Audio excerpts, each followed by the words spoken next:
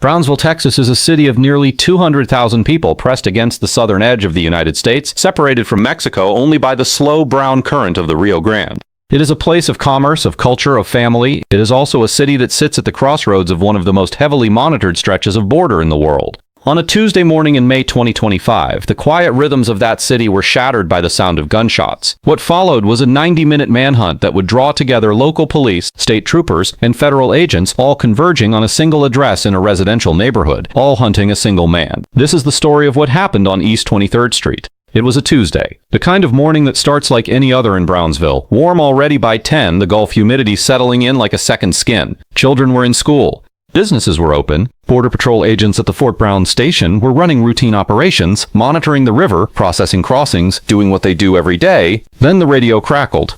At approximately 10:22 in the morning, a call went out from the Texas Department of Public Safety. There had been a shooting, not near the river, not at a checkpoint, but in the middle of a city neighborhood at the intersection of East 23rd Street and Hortensia Street in Brownsville, Texas. Shots had been fired. A vehicle was involved. And the situation was still very much unfolding. The Texas DPS trooper had attempted to conduct a traffic stop on a Ford Explorer near Southmost Road and 22nd Street. It was a routine action, the kind of stop that happens dozens of times a day across Texas. But this time, the driver did not pull over. He ran, and as he ran, he opened fire. The shots were directed at the trooper's vehicle. A Texas DPS trooper in uniform in a marked patrol car was being shot at on a public street in Brownsville, Texas. When you get a shots fired call in a residential area, the priority shifts immediately. You are not just thinking about the shooter. You are thinking about everyone within a half-mile radius. Schools, homes, people walking to their cars. Everything changes in an instant. The Explorer did not make it far. In the chaos of the flight, the vehicle crashed into another car. The collision ended the vehicular phase of this pursuit, but it did not end the danger. The driver got out of the wrecked Explorer, and he ran, on foot, into the grid of houses and yards and alleyways of a neighborhood where families were going about their Tuesday morning, unaware of what was moving through their streets. 8 minutes after the initial call, Fort Brown Border Patrol agents arrived in the vicinity and linked up with officers from the Brownsville Police Department. Shortly after, agents from the Rio Grande Valley Sector Special Operations Detachment, an elite tactical unit within Customs and Border Protection, arrived to assist. What had begun as a Texas DPS situation was now a multi-agency operation. This is exactly how it is supposed to work. Nobody has unlimited resources. In a situation like this, active shooter, fled on foot, armed and demonstrated willingness to use the weapon, you want as many trained eyes and boots on the ground as you can get, as fast as possible. The agencies coordinate. They divide up the search areas, they establish a perimeter. Establishing a perimeter sounds simple. In practice, it is one of the most complex and stressful operations law enforcement can undertake. The goal is to contain the suspect within a defined geographic area, to close off the exits, to prevent him from reaching a vehicle, from reaching a crowd, from reaching another victim. Every Let's go on the other side! Crossfire! Get the gun, he's right behind him!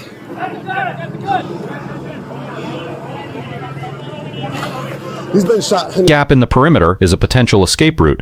Every gap is a potential danger. The search covered a neighborhood of modest homes, chain-link fences, yards, narrow alleyways running between backlots. This was not a forest or an open field. This was a lived-in community. People were inside those houses. Some of them may not have even known what was happening outside their walls. Urban manhunts are extremely dangerous. You have cover everywhere. Doors, fences, cars, sheds. A person can hide in a space you would never think to look, and they can see you coming before you see them. And in this case, every officer in that perimeter knows this person is not going to surrender easily. For 90 minutes, an hour and a half, the search continued. Agents and officers worked the blocks methodically, checking yards, looking behind structures, coordinating by radio. The suspect remained hidden.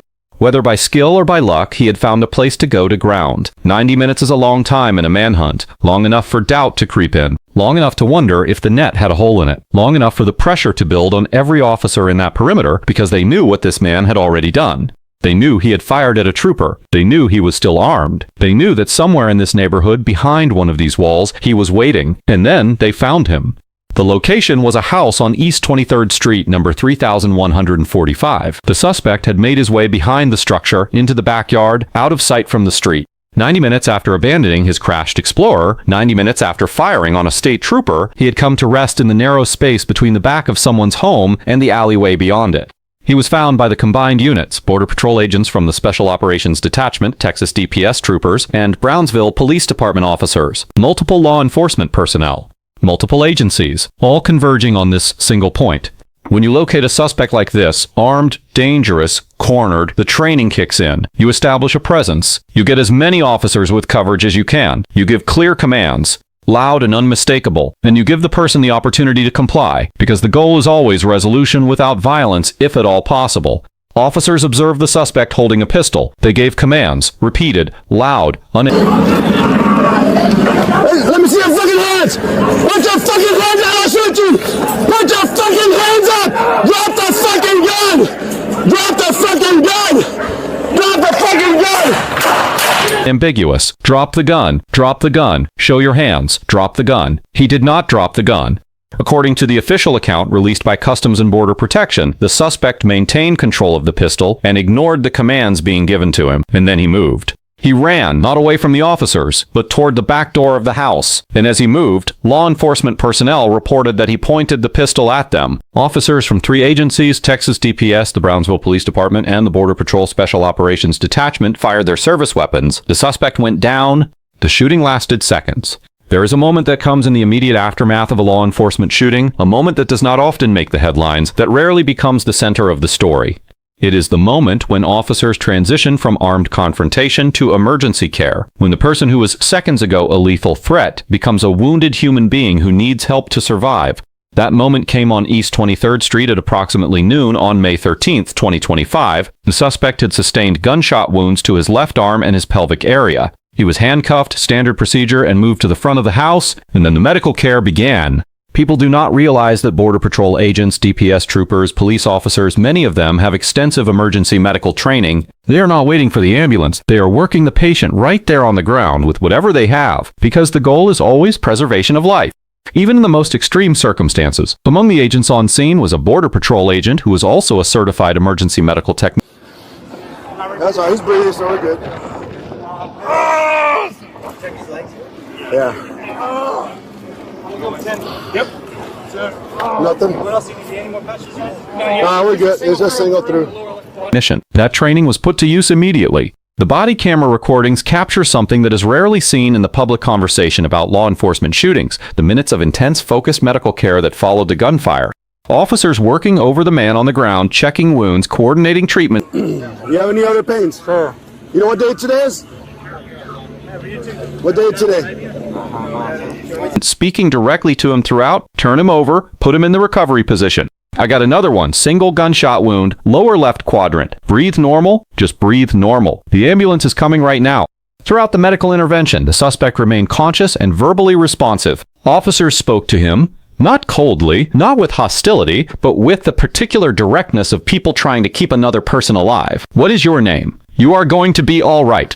Do you have any other pains? Your pulse is strong. You are good. You stay with us. At one point in the recording, the man on the ground said he did not want to be a bad person.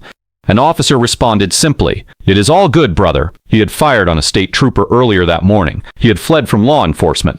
He had pointed a weapon at the men and women now kneeling over him, pressing gauze against his wounds, checking his airways, counting his pulse, and they were keeping him alive. That is the oath.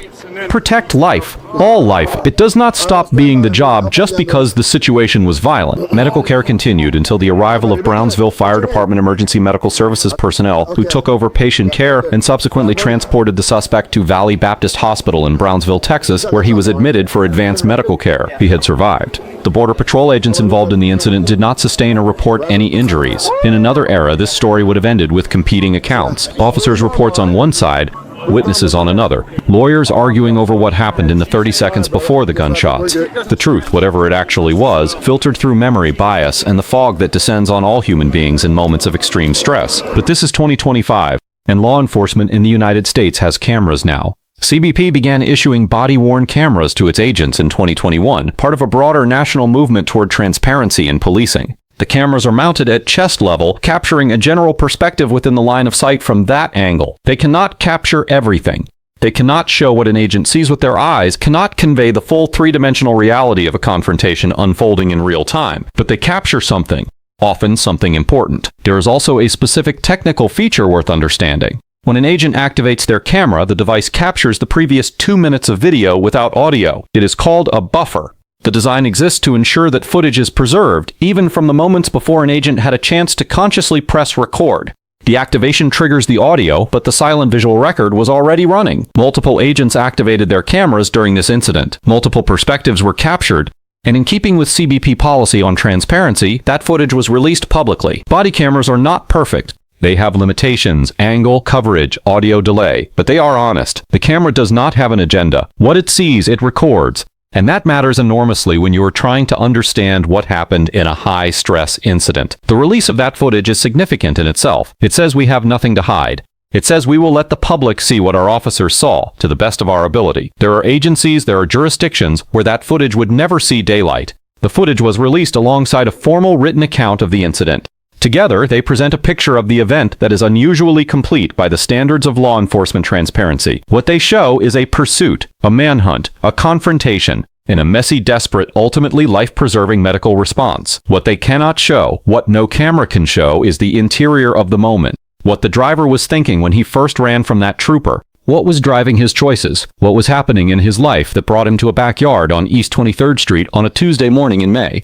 The official accounts of the incident refer to him throughout as simply the driver. His name had not been publicly released in connection with this event. He is in the official record a function, a person who fled, who fired, who was found, who was shot, who survived. But every function has a face. Every incident has a human being at its center. What we know is this: he was in a Ford Explorer traveling in Brownsville when a Texas DPS trooper attempted to pull him over. He chose to run. He chose to fire at the trooper's vehicle. He chose, when cornered in that backyard, to hold the weapon rather than set it down. Why? Flight from police does not always mean what people assume it means. Sometimes it is about the vehicle, a stolen car, contraband inside. Sometimes it is outstanding warrants. Sometimes it is fear, irrational, consuming fear that overrides any rational calculation about what happens next. And sometimes it is something darker.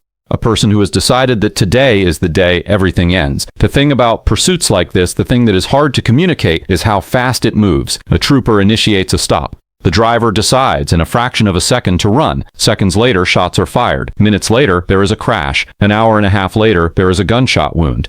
None of it needed to happen. All of it happened. In law enforcement, a shooting is never just a shooting. It is the beginning of a process, a long, layered process of investigation, review, and accountability that can take months or years to complete. In the case of the Brownsville incident, that process began within hours. The United States Customs and Border Protection Office of Professional Responsibility responded to the scene. So did the Texas Department of Public Safety, the Federal Bureau of Investigation, the Brownsville Police Department, and the Department of Homeland Security Office of Inspector General. 5 agencies, all with a stake in understanding exactly what happened, all with their own investigative mandates. Multi-agency review is standard in these situations, especially when multiple agencies were involved in the shooting itself. You have Texas DPS, Brownsville PD, and CBP's SOD all firing. Each agency has its own use of force policies. Each set of shots needs to be independently reviewed against those policies. That is not bureaucracy for its own sake. That is the system working as it is supposed to. The primary investigation was assigned to the Texas Department of Public Safety. The pursuit began as a DPS incident, and the state has jurisdiction over the use of force review. Federal oversight runs parallel but does not replace state authority in this context. Within CBP's own accountability structure, the National Use of Force Review Board will examine the incident, but only after the external investigation has been completed. External review first. Internal review second. It is designed to protect the integrity of both processes. The accountability framework here is actually more robust than a lot of people realize. You have state investigation, federal oversight from multiple angles, internal review, and public release of body camera footage, all in the same incident. That is not nothing. Whether those mechanisms produce real accountability is a separate question, but the structure exists. Brownsville, Texas sits in a part of America that is always in the news and rarely understood. The Rio Grande Valley is among the most heavily policed stretches of land in the United States. Federal agents, state troopers, local police, National Guard deployments that come and go with the political winds in Washington. For the people who live here, law enforcement is not an abstraction. It is a daily presence. Agents at checkpoints, helicopters overhead, the constant ambient awareness of the border and everything it brings. People live normal lives. They go to school and work and church, and they also live with the permanent reality of the border, with all of its tensions and contradictions. The question that follows every incident like this is the same question: what led here? Not just that morning, not just the decision to run from a traffic stop, but further back. What conditions, what history, what desperation or recklessness, what failures of intervention brought a person to the moment of pointing a gun at law enforcement officers in a residential backyard? That question does not excuse what happened, but it demands an answer. It is a question this documentary cannot answer. The investigation is ongoing. The full circumstances of the driver's life, his motivations, the events leading up to that Tuesday morning, these remain for now matters under investigation or simply unknown. What is known is what the camera saw, what the officers reported, what the medical records will show. And what is known above all is that on a Tuesday morning in Brownsville, Texas, in a city on the edge of two nations, things went badly wrong, and then just barely right. By the next morning, the yellow crime scene tape had come down, the evidence markers had been collected, the body cameras had been downloaded and logged into the system. The multiple agencies had returned to their respective stations, written their reports, and begun the long administrative process that follows any critical incident. The house at 3145 East 23rd Street was still there. The yard behind it, where everything had come to a head, was just a yard again. Life on East 23rd Street continued. Because life always continues. Because neighborhoods do not stop existing when extraordinary things happen in them. Because the people who live here had places to go, things to do, families waiting for them, and none of that changes because of what happened in the backyard of their neighbor's house on a Tuesday. For law enforcement, the hardest part of an incident like this is not the incident itself. It is what comes after. The agents, the troopers, the officers, they go home. But they take it with them, the image of what happened, the sound of it, the physical memory in their hands and their chests. That does not go away at the end of a shift. We put human beings in situations of extraordinary stress, give them split-second decisions that will be reviewed for months afterward, and then expect them to go home and be fine. The good departments, the accountable ones, understand that officer wellness is not separate from public accountability. It is part of the same conversation. There is a particular kind of truth that body cameras tell. It is not the whole truth. It does not capture motivation, context, history, or consequence. It does not show the miles of road that led to the intersection of East 23rd and Hortensia. It does not show the months of investigation still to come. What it shows is a moment. 30 seconds of shouted commands, the sound of shots, the voices of officers doing the only thing they could do in the time they had with the information they had, and then the voices shift. The urgency changes register, and you hear something unexpected. You hear the same people who fired those weapons now working to undo the damage. You stay with us. Your pulse is strong. You are good. The ambulance is coming right now. This is not a simple story. It never is. Law enforcement incidents at the border, in America in 2025, are never simple. They carry the weight of policy and politics and history and the daily grinding reality of life in places like Brownsville. But this is what the tape shows. A man chose to run. A man chose to fire. A man chose, when cornered, to point a weapon at law enforcement officers. And those officers chose, in the aftermath of the shots they fired, to save his life. Whether that is justice, or accountability, or simply a Tuesday in Brownsville, that is a question for the investigations, the courts, and ultimately the community to answer. The cameras are rolling, the record is there. What we do with it is up to us. The incident is currently under investigation by the Texas Department of Public Safety. CBP's National Use of Force Review Board will review the incident at the conclusion of the investigation. The driver was transported to Valley Baptist Hospital in Brownsville, Texas, where he was admitted for advanced medical care. No law enforcement officers involved in the incident reported injuries. Body camera footage and public statements are available at cbp.gov/transparency.